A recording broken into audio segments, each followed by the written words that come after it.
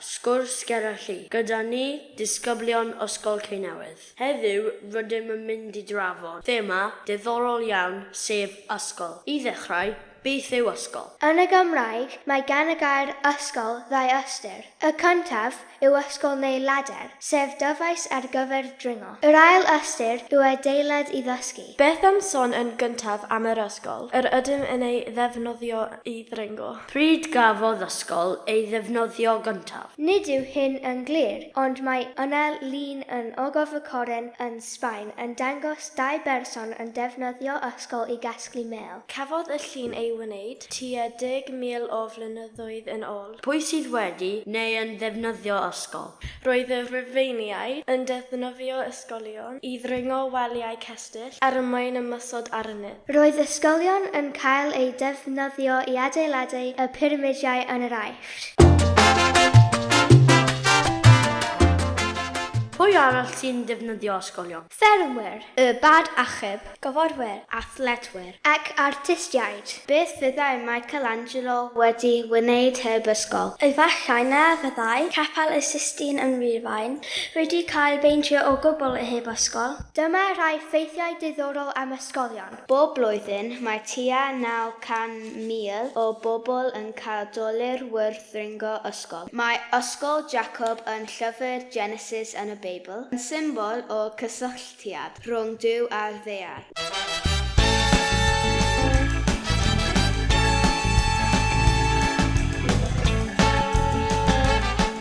Beth am ail ystyr y gair ysgol sef y lle i ddysgu? Ble a thryd o'r ysgol, gyntaf erioed? Wel, yn Mesopotamia, tua 3,000 o flynyddoedd cyn amser Iesu Grist. Roedd athrawon yn gas iawn, ac roedd plant yn cael eu taro os nad oeddent yn gweithio'n galed. Beth am ysgolion Cymru? Yn yr 11 ganrif ar 15, roedd bechgyn yn unig yn cael ei dysgu gan yr eglwys mewn mynachlog.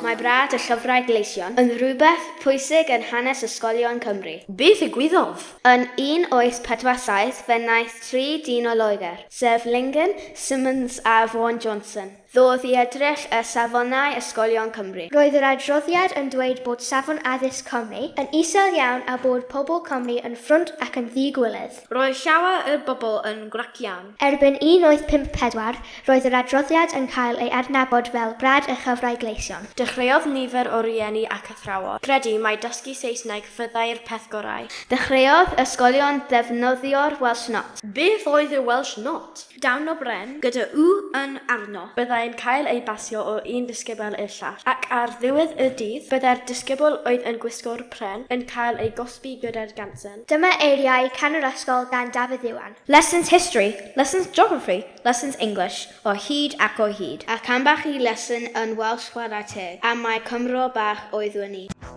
Ni awn i'r ysgol fel pob bachgen bach da. Dwi'n niwl a glaw, boed deian ein boed hawdd. Yn yr ysgol ni ges lessons history, lessons geography, lessons English o hyd ac o hyd. Ac ambell i lesson yn Welsh chwarae teg, a mae Cymro bach oeddwn ni.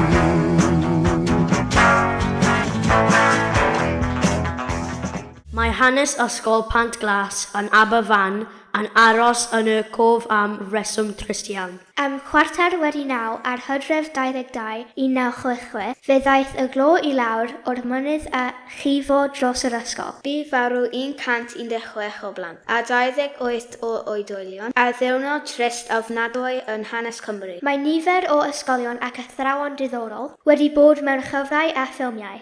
Byddai bod yn ddisgybl yn ysgol Hogwarts a cael gwersi gyda Professor Dumbledore a Professor McGonagall wedi bod yn hwyl mae'n siŵr. Byddai bod yn ddisgybl yn The School of Rock a chael athro fel Mr Finn wedi bod yn cool iawn hefyd. Ar y llaw arall, efallai ein bod yn ffodus nad oeddem mewn ysgol gyda Matilda ac yn cael ein dysgu gan Miss Trunchbull. Sut fydd ysgolion yn y dyfodol? Wel, efallai y byddwn ni gyd yn cael yn dysgu drwy ddeallusrwydd artificial neu AI. Ac efallai fydd dim angen ysgolion nac athrawon fydd eto. Mae rhai yn dweud mae ysgol brofiad yw'r ysgol orau. Mae'r ysgol i ddringo yn debyg iawn i'r ysgol i ddysgu. Rhaid i chi ddringo'n ofalus, un cam ar y tro mwyn datblygu a chyrraedd y nod. Cofiwch weithio'n galed ac i gadw dringo eich ysgol chi. Pob hwyl!